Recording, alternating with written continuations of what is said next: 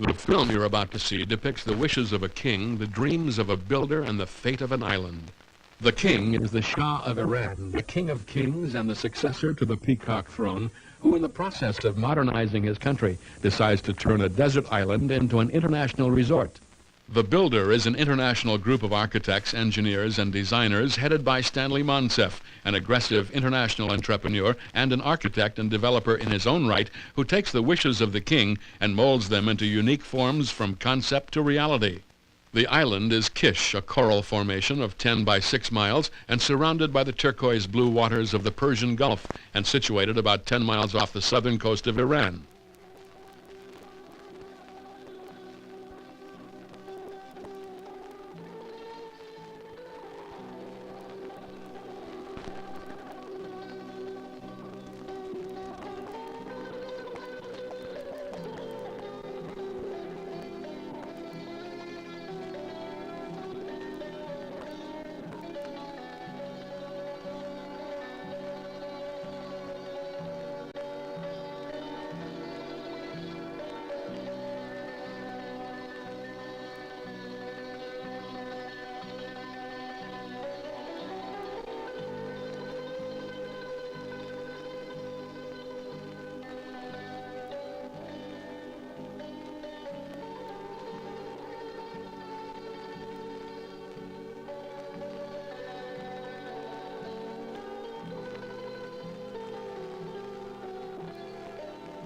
First mention of Kish in recorded history is in 325 BC, with consecration of the island to Venus and Mercury by Alexander the Great.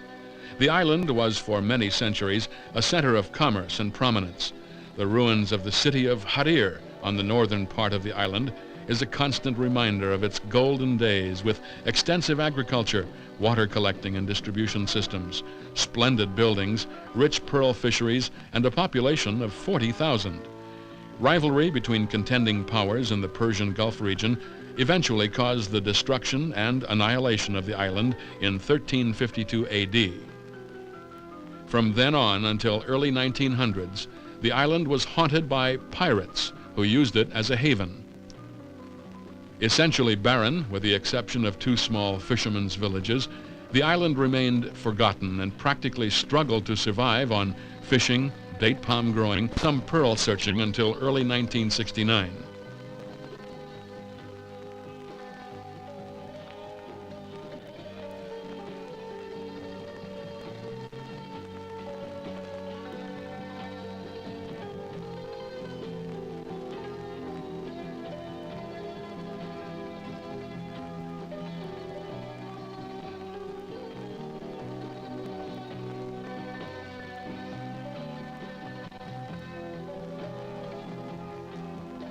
It was in this setting that in October 1969, under the imperial orders of the Shah of Iran for the development of the island as a winter resort, Stanley Monsef, accompanied by a small team, descended into a world of tranquility, peacefulness, yet engulfed in poverty, neglect, and dismay.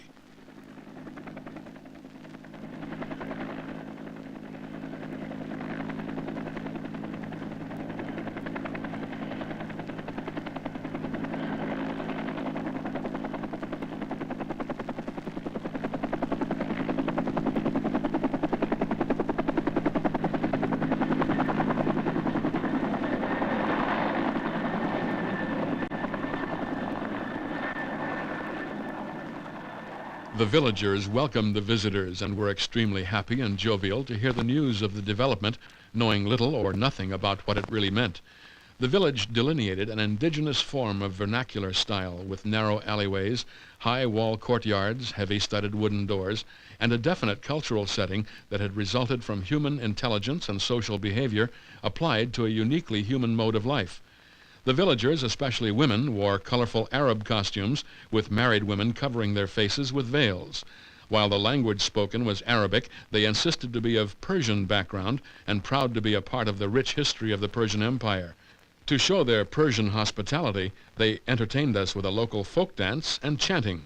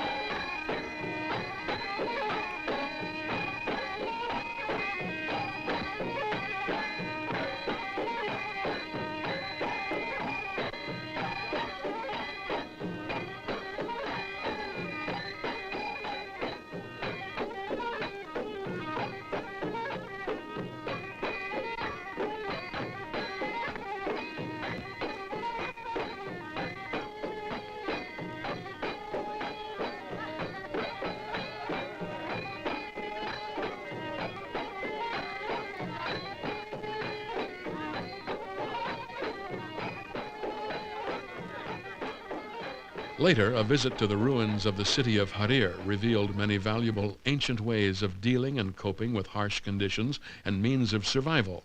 A wealth of pottery and artifacts emphasizing traditional Persian colors of blue, green, and yellow was scattered everywhere and was later utilized in the new architectural themes and interior designs. By early 1971, after many months of surveys and feasibility studies on economic and social impacts and financing, marketing, and promotional aspects, a master plan projecting infrastructure and superstructure projects to accommodate 10,000 tourists was finalized. And under the auspices of the government of Iran, Kish Island Development Organization was formed with powers and legislative authority to implement the totality of the development of this deluxe tourist destination. The master plan included such unique features as palaces, 3 luxurious hotels of 400 rooms each, a casino complex, 2,000 villas arranged in a traditional cluster grouping to provide open space and parks, with recreational facilities in between, a marina, and a championship golf course. Included in the plan was a civic center with banks, a post office, public safety and administration offices, and duty-free shops, boasting some of the luscious names in the world of fashion and design, a radio-television station with many channels. As support facilities for the tourist center, a number of light industries were also included in the total project.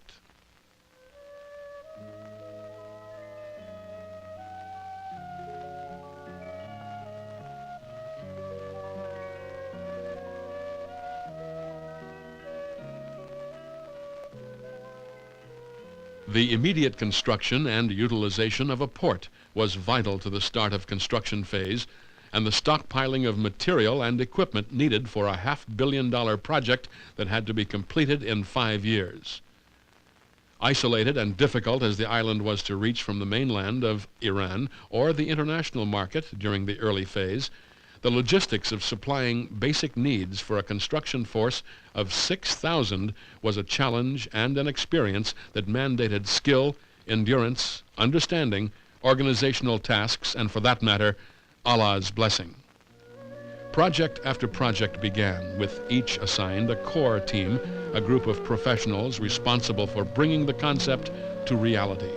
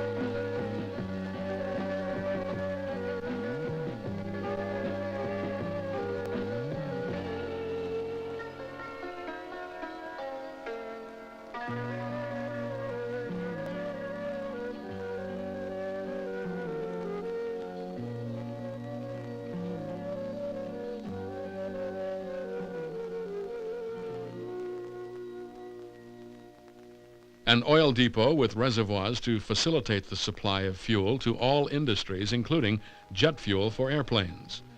A desalination plant with a daily capacity of 3 million gallons of water and a distribution network throughout the entire island. A generating plant producing 25,000 kilowatt hours with an underground distribution center. In the entire distribution system, not one utility pole was installed to infringe upon the natural beauty of the island.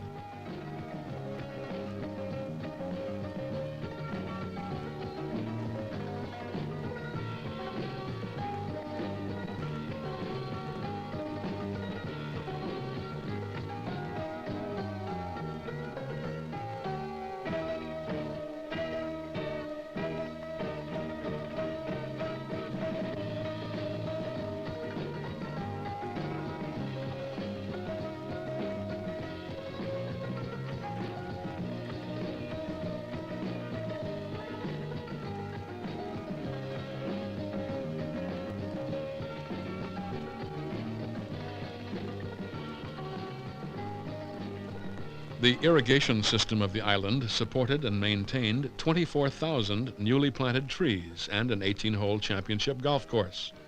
The international airstrip and air terminal to receive 747s and the supersonic aircraft such as Concorde was among the most sophisticated in equipment and navigational systems.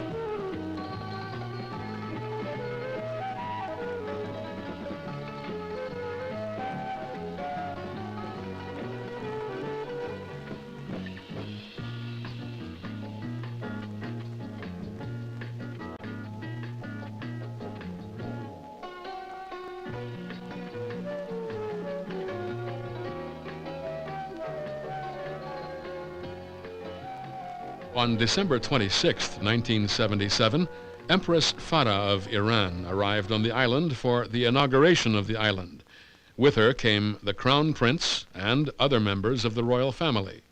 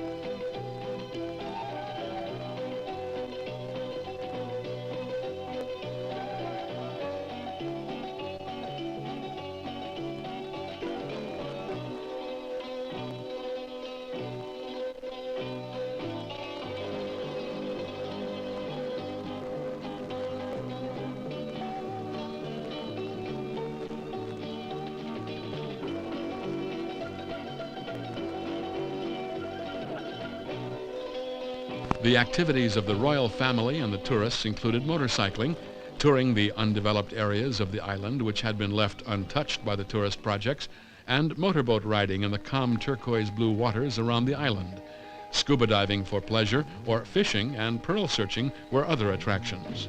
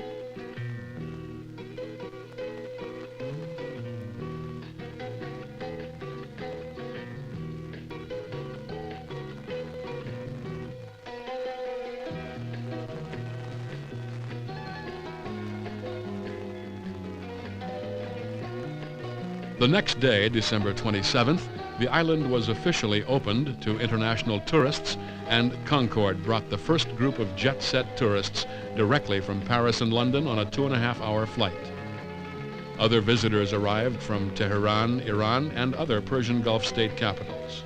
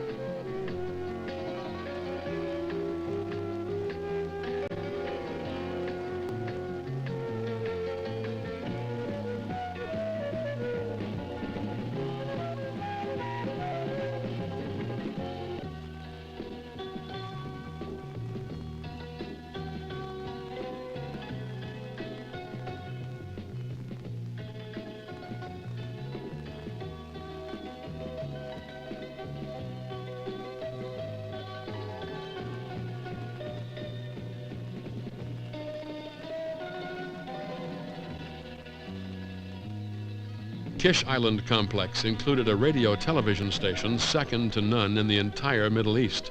The station, designed and equipped by RCA, included the most modern equipment for a 12-channel cable TV and 4-channel FM radio, benefiting the entire Gulf region.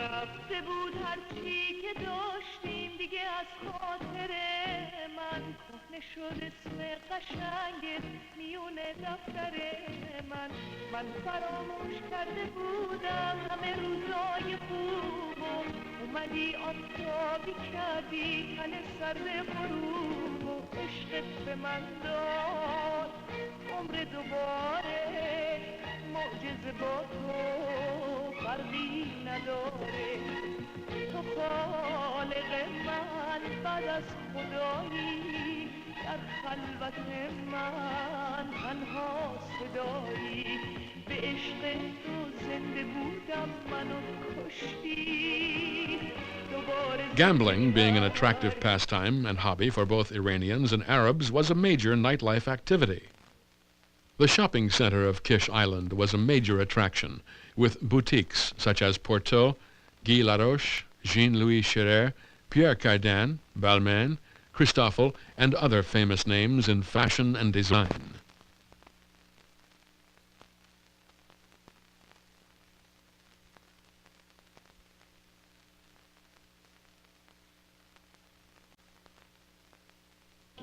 A new village for resettlement of the entire indigenous population of about 300 families was planned, designed and arranged in the same traditional vernacular style, with winding alleyways, high-walled courtyards, heavy-studded wooden doors, and moreover with running water, electricity, bathing facilities, lavatories, and individual solar systems for each dwelling.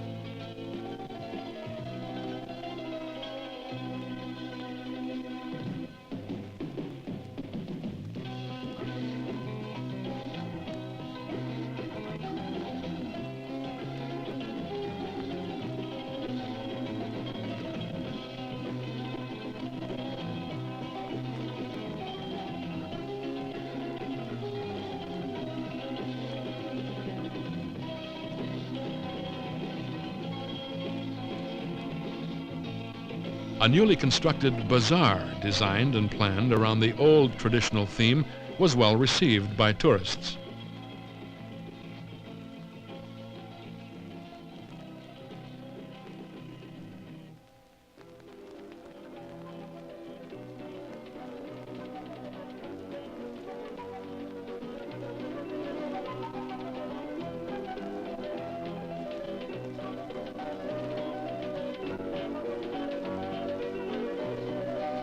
The nightlife extravaganza on Kish Island was reminiscent of the opulence and mystery of the story of 1001 Nights.